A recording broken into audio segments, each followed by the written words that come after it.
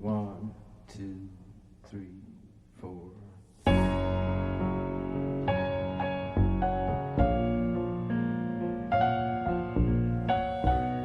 When Martin Scorsese was asked about his opinion on the Marvel Cinematic Universe, he said, I don't see them. I tried, but that's not cinema. This interview ignited a wildfire of opinion across the internet.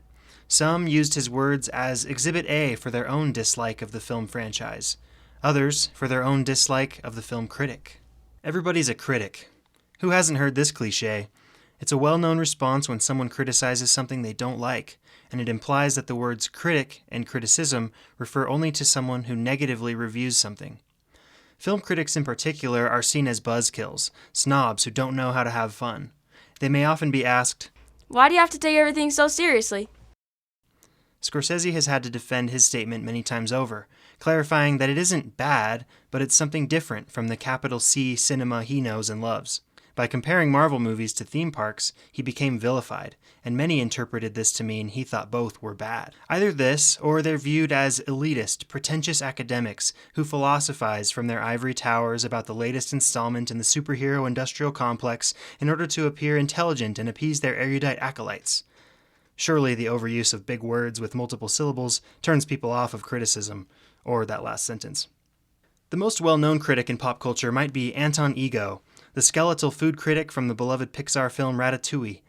I mean, what did poor Remy ever do to deserve the vitriol of a man so skinny and so evil that at first glance it doesn't appear that he's ever had a meal, let alone enjoyed one? In an interview, he said this, I don't like food, I love it. If I don't love it, I don't swallow. But what this stereotype often misses is what caused someone to pursue that career in the first place. They can't be doing it for the riches, since the average film critic earns a meager $37,000 according to ZipRecruiter. Surely it's something else that drives people to become critics, to watch and review movies full time.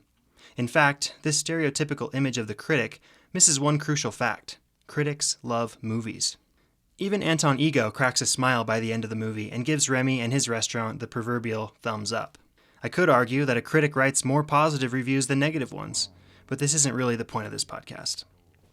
If you're new, this series looks at professional writing genres, analyzing their rhetorical strategy by looking at specific moves made by a representative sample of that genre. This week's episode aims to uncover how film critics attempt to persuade their readers, what tools they use when writing reviews to show their readers why their opinion matters at all. It's not enough for a critic to simply say a movie is good or bad. A critic must say why. And the why involves all the rhetorical strategy film critics employ to make persuasive arguments about films. For those new here, this episode will start with a brief overview of the history of rhetorical theory. Don't worry, it'll be brief. Before looking at the professional writing genre of the week. I'll explain the small, somewhat representative sample of film reviews I've chosen to analyze. I'll discuss why I chose them and how they represent this overall landscape of the film review genre. Then, I'll present specific examples from the reviews that show the rhetorical tactics film critics use in their efforts to persuade their audiences. To begin, let's get a basic look at rhetorical theory. Here's our resident non-expert with a brief rundown of the history of rhetoric. Rhetoric is defined by Wikipedia as the art of persuasion. It's a limited understanding, but it's useful, so we'll start there. Rhetorical theory, therefore, is the study of the art of persuasion as it relates to speeches and speech writing. It began with Aristotle, who primarily focused on the basics of persuasion. Those writings and giving speeches are known as rhetors, who seek to establish credibility with their audience, craft arguments that can be followed logically, and appeal to the emotions of their audience to convince them of something. Since Aristotle lived centuries ago, the vehicle persuasion was limited to speeches and writing. In the modern age, rhetoric has evolved to match the ever-changing landscape of technology. We can communicate in more ways than ever now. So, rhetorical theory has gotten more in-depth and specific. It begins with Lloyd Bitzer, who coined the term discourse communities. Okay, that's enough history for now. We have limited time after all. It's enough to know that rhetorical theory has been an ongoing discussion among scholars who practice it. Academics who argue over semantics can be fun for some, but the nitty-gritty isn't essential for the conversation about how rhetorical theory applies to film criticism. For that, we need to understand Jacobson, Pavlovsky, and Tardy. Jacobson, Pawlowski, and Tardy wrote about rhetorical moves, which are small elements of persuasion. These moves are practiced by rhetors within specific genres. According to these authors, genres can be understood by looking at the rhetorical moves that professional writers make. Like literary genres of fantasy, sci-fi, horror, or mystery, professional writers use moves as sort of clues, telling their reader what genre they're reading. For example, if there's a detective character, it's likely a mystery.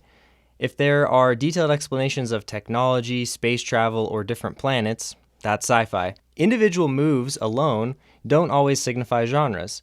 After all, there could be a detective who's a side character in a horror novel. But it's safe to say that if your story is a mystery, you must have a detective of some kind.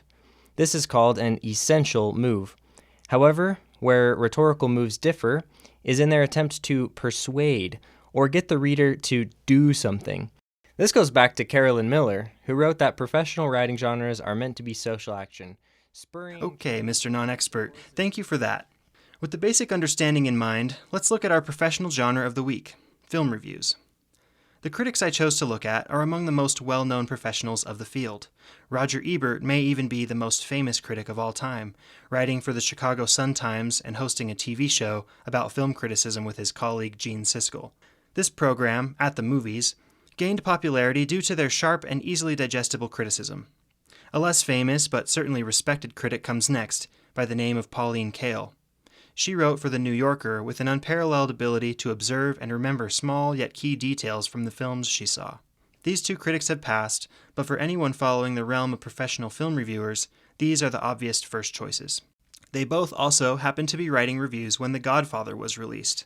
This is an important film both for its critical acclaim and Academy Awards, but also for its mass appeal at the box office. This is why my analysis will exclusively focus on reviews written about this movie. It cuts through the stereotype of critic who only reviews movies they dislike, as well as the snobbery of critics only having a niche interest in experimental art films. The Godfather is both highly artistic and entertaining, making this the perfect case study to analyze film criticism itself more broadly. Moving on from these two legendary critics, I selected a wide swath of critics to look at a larger landscape of criticism on the film. Some I was familiar with, some I wasn't, but all have something unique to add to the genre of film criticism. These critics are, first, Josh Larsen. He writes for his own website, Larsen on Film, but is best known for his work as co-host of Film Spotting, one of the most popular film podcasts. He is currently working today, which makes his review of The Godfather one that is written with over 50 years of hindsight. Second, Stephen D. Greydonis. He writes for a number of Catholic publications, including Catholic World Report, which is where his review of The Godfather is located. His is also a more recent review. Third is Jake Cole. His review is for Slate, a website with reviews about many media.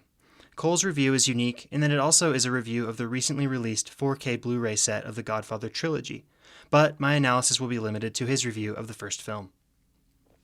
Fourth is Alexander Walker. His review is one from 1972, the year of the film's release. It was written for the London Evening Standard. Fifth, Robert Dominguez. This was written in 1997, so it sits between the contemporaneous reviews and the more recent ones. While these critics aren't necessarily the most diverse bunch, they are all positive about the film, they each offer something unique and each write from different backgrounds and for different audiences, which allows us a more bird's-eye view of the genre. This will paint a clearer picture of what the film review does rhetorically as a separate and unique genre of professional writing. Now, with that background, let's take a look at the rhetorical moves these reviews engage in. I'll start by looking at the ones most common. Nearly every review does these specific moves. First is the naming of the primary filmmakers. Every one of the 5 reviews mentions Francis Ford Coppola, who is the producer, co-writer, and director of the film. He's a well-known figure in cinema, but if you don't know him, that's okay for this. This rhetorical move adds to the credibility of the film, since Coppola was a well-known and respected filmmaker at the time, and is even more so now. The critics employ his name for informational purposes. Their readers want to know who made the movie. But they serve a higher aim of enticing a reader to go see the movie for a specific reason. All of the reviews also mention Marlon Brando, a movie star and Oscar winner, as well as Al Pacino, a fresh face who would become a movie star and Oscar winner. These two are mentioned for the same rhetorical purpose. Another essential move that almost all the critics do is a brief 1 or 2 sentence summary of the film. Roger Ebert concludes his review by saying, Even at this length, there are characters in relationships you can't quite understand unless you've read the novel, or perhaps you can, just by the way the characters look at each other. Cale writes a slightly longer summary.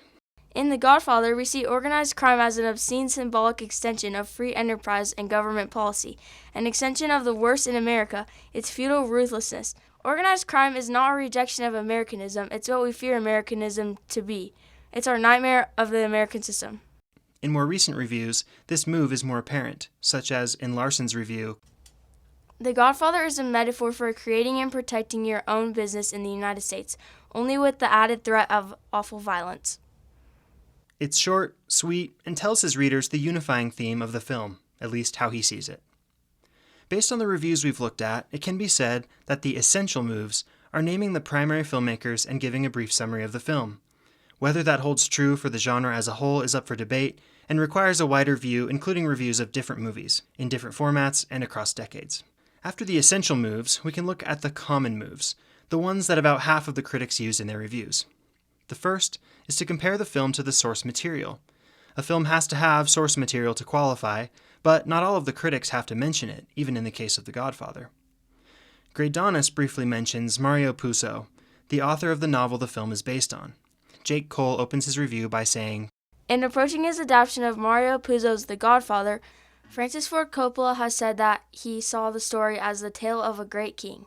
Cole combines this common move with an essential one, a summary of the film's theme. This move has an obvious rhetorical purpose, to get the reader to view the movie with increased credibility.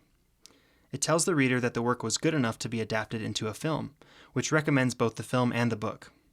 It also could be used as a device reassuring the reader who didn't understand everything about the movie and its myriad characters that it's an adaptation, and maybe some things were lost in translation. In other words, if you didn't read the book, that's why you don't understand the movie. This is similar to how Ebert used this move when he writes, Even at this length, there are characters in relationships you can't quite understand unless you've read the novel, or perhaps you can, just by the way the characters look at each other. In fact, Ebert's review is largely built upon this rhetorical move. None of the other reviews mention Puzo as much as he does, with frequent comparisons and contrasts. It's possible he's wielding this move as a way to engage those who did read the book. Other common moves are expected, like naming secondary filmmakers, James Caan as Sonny, or the cinematographer Gordon Willis. Others aren't so expected. Another common move in the film review that nearly half of the critics applied is the mentioning of aspects the critic sees as negative. Rhetorically, this move enhances the critic's credibility in an unusual way. It may seem obvious that if a rhetor wants to convince their audience of something, they should only focus on positive things. It seems that highlighting things the critic didn't like about a movie detracts from the call to action, go see this movie. But when Pauline Kael criticizes Coppola's choice to show the bloody murder of Sonny, saying, quote, the effect is too garish, she's letting her readers know that she's honest. If something is bad, she'll let us know. In fact, she'll even tell us not to see a movie. Brando's shockingly effective as a working-class sadist in a current film, The Nightcomers, though the film itself isn't worth seeing. By including this in her Godfather review, she's gaining credibility as an honest voice. By telling her readers another film is not worth seeing, she's implying that this film is. We've covered the essential moves of the film review genre, which are naming primary filmmakers, and the one-sentence summary of the film and its themes. Though a couple critics went over one sentence, nearly all stated their briefest analysis. It's safe to say that the vast majority of film reviews in the written format will have these two elements. Almost all reviews of The Godfather mention its runtime, but this is likely only to be seen in films that are exceptionally long. If a review for a movie doesn't have these two, or three, elements, it may not be a film review by definition. Amateurs write their thoughts or opinions on movies all the time. The site previously known as Twitter had thousands of such posts. A site I personally use, Letterboxd, features written opinions from anyone with an account. These don't strictly qualify because they either weren't written by professionals or the professional who wrote them didn't get paid to write them. These instances therefore fall outside the scope of the professional writing genre. Jacobson, Pavlovsky, and Tardy also mention moves that are rare or only pop up here or there. In the case of the film review, these rare moves are vast. Critics can point out alternate endings or deleted scenes, review home media releases, picture and audio quality, or any formal filmmaking choices that is specific. For example, many reviews of Martin Scorsese films will mention his longtime editor Thelma Schoonmaker, but the vast majority of film reviews are not expected to mention film editors. This move, sadly, is not required to fit into the genre. This is a varied genre, with hundreds of rhetors over time contributing to it. The landscape of the film review has changed significantly with the advent of podcasts and YouTube. However, the rhetorical practice has remained largely the same. Professional writers, in the form of film critics, get paid to write their thoughts about a movie. They either want their readers to see the movie, or they don't. All of the moves they employ will be used to serve that primary purpose. Whether they are criticized or dismissed, their work serves to cut through the hundreds of films released every year, helping to inform potential filmgoers where to spend their precious time. Join us next week as we discuss the next professional writing genre, the joke birthday card. Thanks for listening, and don't forget to subscribe to the podcast, leave a rating and review, and join our Patreon at patreon.com/MartinScorseseWasRight. Thank you, and see you next time. Goodbye.